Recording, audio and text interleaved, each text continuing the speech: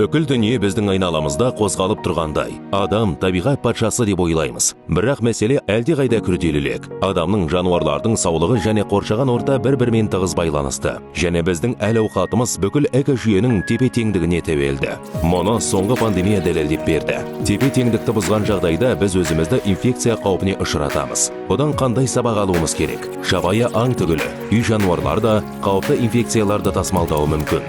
Бұл қауіптерді азайту үшін санитарлық шаралар мен гигиенаны естен шығармаңыз. Антибиотиктерді бақылаусыз қабылдау арқылы біз емдеуге болмайтын бактерияларды жасаймыз. Антибиотиктер инфекциялармен күресудің маңызды құралы болып табылады, бірақ оларды тек дәрігер тағайындауы керек. Пандемия кезінде отбасымыздың саулығын дәрігерлерге емес, псевдомамандарға сенген кезіміз болды. Бірақ жұқпалы ауруларды дәлелді медицина тәсілдерімен емдеу керек. Көптеген инфекциялардың өзінен гөрі асқыну қаупі қорқынышты. Балаларыңызға бұлай қауіп төндірмеңіз. Емханаға тіркеп, дер уақытында вакцина салғызыңыз. Сондай-ақ су, ауа, топырақ та патогендер көзі бола алады.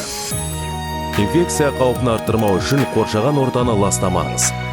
Сондықтан біз тек адамның ғана емес, барша әлемнің сау болуын қолдаймыз.